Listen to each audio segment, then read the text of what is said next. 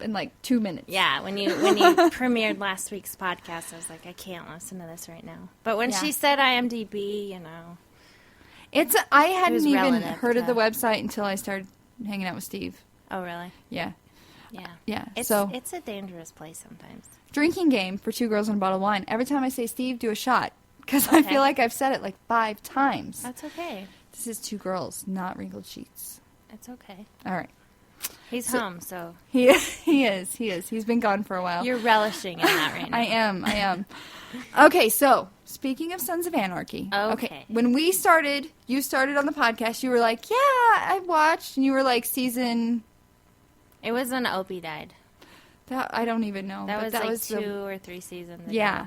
It was quite a while ago, so I had to be like, whoa, okay, let's not talk about this because I'm afraid I'm going to ruin your Christmas, your Sons of Anarchy Christmas. Right, yeah, absolutely. But you're caught up now. Yeah. We only have 2 episodes left. I know. I am so sad. And they're not playing one tonight. I saw that. It was so funny when I came home from work. Steve, do a shot, said, oh, it's Tuesday. It's Sons of Anarchy Day. I was like, not this week, babe. No. Not going to happen. Have to wait. Yeah. Which is good because if something really terrible were to happen, it right might before Thanksgiving ruin my holiday. Oh.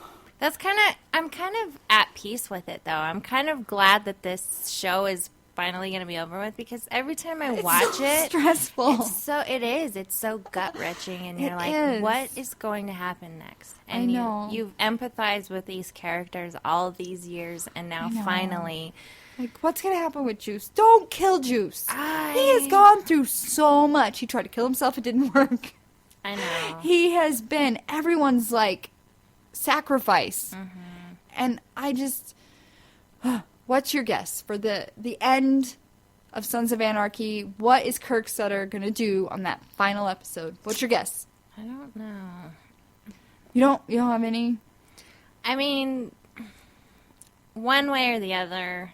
I know. Jem is out. I hope so, but at the same time, I almost wish she would just rot in jail. Really? See, that might be your actual, reality thinking. Well, I'm more so because if they kill her... She doesn't have to deal with all of the crap she's done. Yeah, she doesn't have to deal with any of the agony that she's caused everyone. I mean, She has been the worst character on this show. Right. Jax and his group may have killed a lot of people, but hers have been so personal. Well, and she's the one that brought everything on this season, and so many people have died. Not that they're all innocent, but yeah, that it was all for the wrong reasons that they were all killed off. So the last episode when Juice and Jax were talking in jail, did you see Jax's eyes? They were glowing. Right. Yeah. Do you think that was legitimate? They did that on purpose? It just felt like he was the magical sun when I was like, stop this. I hadn't drank a drip of alcohol and I'm like, what is wrong with my eyes? Mm-hmm. And it just looked magical. Did it not, or am I getting too into the show? No. Do I need to take a step back? I know what you're saying. I think that's how his eyes have been the last couple of episodes, in all honesty. I think he's such a good actor in portraying this hurt and lost soul. He is. He just completely owned into the character that he was face to face with the person that knew the truth. And it was magical, and at the same time, thinking with the film aspect that I'm at, I always pick apart a scene with, I can see when the camera's moving, or... Steve's the same way. Shot? Yeah. So, I mean, I watched the afterward, the Sons of Anarchy afterward, and basically what Theo Rossi, who plays Juice, I probably just made a big noise. So basically what he said was they kind of grew apart in the show. Yes. So when they came together, for that scene, they didn't really rehearse it. They just... We're like, okay, we're good to go. Again, and goosebumps. Then they just shot the scene, and just probably what was built up. I mean, you have to assume that these guys actually have to get into character, and maybe they did actually avoid each other in real life so that they could because you come from that world, that acting world. what is that called? The animosity that... Yeah. It's an R word, and it's not coming to my mouth right now. But yes. Okay. I'm not catching that R word. That's okay. But yeah, that scene was pretty intense, I feel. So you have no predictions? I'm just going to write it out. Okay. I've caught up, like Carrie was saying last week, she said she did 89 episodes in 2 weeks, and here I am thinking, yeah. Yeah, you guys both went from 0 to I'm ready to talk about it, and I'm like, whoa. So wait, did she start from the beginning? You guys are both very So similar I in the was fact that when you probably- both started doing the podcast with me, you were like, yeah, Sons of Anarchy. I think Carrie was like, yeah, that looks like a show I would like. Yeah. And you were like, yeah, but I'm several seasons behind. And I was like, Wow. I can't talk about it. Once they killed off It's like Hope, sitting on your hands. I stopped watching it for a while. That was intense. I didn't watch, I can't watch the violence. But I think Kirk Sutter does it in a way where people like me know when to turn away. Like, I can tell when it's going to get violent. And I'm like, let me know. I had no idea, though, with Gemma and Tara. I had no idea that was coming. I felt the tension. Like, Gemma was going to go off. Yeah, I didn't. I think I did see the beginning of that one, and I was like, bam, cover over the head. I believe I was in bed at the time when I was watching that. And I was just like, of course, it's the season finale. Right. What? Why am I not surprised? Right. But yeah. So we'll have to talk about that once when it comes the final around. one comes out. Anyway, woo. All right. Yes. Woman Crush of the Week. It's time. Yeah. Are you ready? Awesome. Let's do it. Do you want to go first? Sure. All right.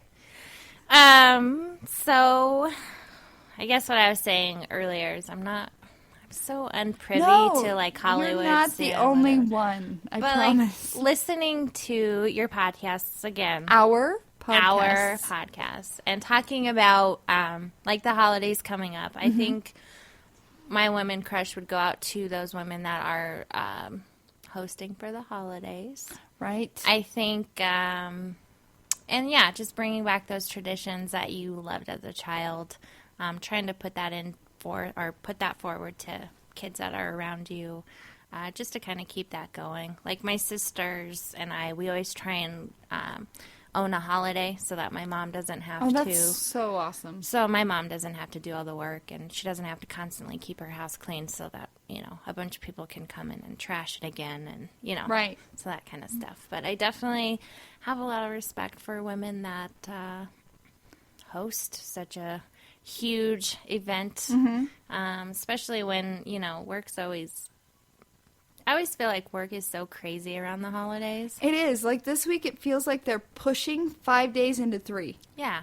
Like I'm just yeah. Every time you have one day off, it's just you have to make up for it extra on either work. end. Exactly. Yeah. So just having the stress of all of these outside pressures, and then putting on a happy face and just Baking presenting. a turkey. Yeah. Which is awesome because holidays are always fun to gather around. They everyone, are. but it's memorable. It's always such a build-up getting ready for it. Did you have a staple? Like, was it always your mom that that hosted the holidays? Or did you have a grandparent? She at least had both of my. I guess it kind of went the way that we're doing it now. Mm-hmm. We would either go to distribute one of my aunt's house on my mom's side. One of them would have a holiday. Okay. So I guess that's just kind of been carried down to our family, I guess my immediate family. The cousins try and get together, but we all have such huge families that it's kind of hard to coordinate that. But it was definitely... You have one child. I know, but I have 5... Oh, insight into Natty Waters. 5 what? I have a niece and 4 nephews and my uncle, who is like 10 years older than me. He has 2 daughters that are in their teens, and we have a huge family. That's awesome. And I have a nephew who has a baby, so I'm a great aunt. Oh. Because I'm pretty awesome. Great. That is. I bet. I'm an aunt. A great aunt. I'm Whoa. a great aunt. Yeah. It's pretty crazy. That's what happens when you spread out Right. the babies. Exactly. People become great aunts at like 12. Right. And my uncles. sister's boyfriend has a kid, and, you know, we're now family with his brother and his daughter, and so we have a That's huge good. family. Huge family. I didn't have the huge family. I have the 4 of my family, me, my brother, my mom, and my dad. And then my grandmother, who always hosted. And then every once in a while, my aunt, uncle, cousins, which were 2, would join in. So it wasn't massive, but it was always at Grandma's house. Okay. So when she passed away, it was like holidays just kind of went away. Sure. So this year I'm hosting. I did which hear that. means the Thanksgiving recipe swap, which if you're following our blog on, I have it on Tumblr and I also have on Blogspot. Blogspot. I have shared all of the recipes that I've received, and I'm actually cooking all of them. Wow. For Look my at Thanksgiving. you. I know. You but go, girl. my counter is full. Like, I have all of the dry ingredients very organized with the recipe. I did see that. I'm OCD. That's okay. To That's, max. I mean, I always feel like when I'm in the kitchen, I under-prepare. So then I have, like, these gunky hands, and I forgot to get out a mixing bowl. So then I'm Right. going to, like, wash off my hands, or I'm trying to open up the cabinets with my elbows just to get this Right. one piece that I could have gotten down pre-cooking. I don't know. It's a mess when I cook. But I'm envious. I mean, It's been a planning in progress. Just, I've taken the recipes one at a time, and I'm like, okay, I'll share them I've shared them on the blog. I'm going to prepare them to the best of my ability. If I mess something up, I'm sorry to the family that's coming over. And I will post pictures and my end results and taste tests. That's my plan. awesome. Yeah. Make sure you get everyone's face as they try As every they eat, one. take a bite. Let me take a picture. And then that way you can post the recipes Right. and then the reactions. All right, woman crush of the week. For you, yes. For me, yes. Lisa Lillian. Have you heard of her? No, but I Googled. She is everywhere. That's awesome. She really is. I learned of her about 4 years ago. She is known as the Hungry Girl. And I Aren't love we her. What? Aren't we all? We are all hungry. And I think she is a genius. She has taken recipes that we all love that are horrible for us and made like alternatives that are just as awesome. That's awesome. My favorite recipe of hers is it's an Alfredo. Instead of using regular pasta, she used shirataki noodles, which you can get at Vitamin Cottage. It's not made from like the pasta wheat and stuff like that. Yeah. It's more of a plant-based, and it's like 120 calories per serving. Oh, wow. So you take these shirataki noodles, you throw in a wedge of Laughing Cow Swiss cheese, Nice. and some fat-free sour cream. You microwave it because you don't have to cook these noodles. They're not raw, They're really. like al dente. Yeah. You just have to rinse them off. You cook them in the microwave for like 3 minutes. You throw... What? I'm correcting myself in the head. Yeah. I'm like, al dente. Is that a word? Yeah. It's Yeah, right. it is. Sorry. So you throw that in the microwave, and then you bring it out. You add Parmesan cheese and then like chicken that's cooked, and you have chicken Alfredo. That's awesome. Yeah. Sounds I quick love and her. easy. And Yes, it is. It's Healthy. super easy. So you go to her website, and she has like different takes on like certain recipes. And if Wow. you subscribe to her newsletter by going to Hungry...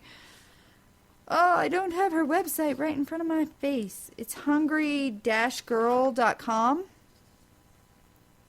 Yes, that's it. Hungry-girl.com. I knew it wasn't just hungrygirl.com. If you go to that website, you can subscribe to her newsletter, and you get updates on a daily or weekly basis, and she has all these recipes, ideas, and at one point I was like saving every freaking email she sent me, and I was like, my inbox is going to overload. Oh, So sure.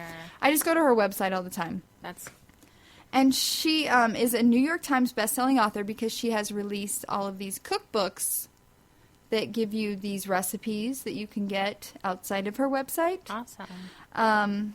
And let's see. She's founder of www.hungry-girl.com. She has the free daily email service, which I do subscribe to. She has more than 1 million fans. She just came out with the Hungry Girl Diet last year, and I have to say that I participated in the trial for that Like, before it was released, you could sign up.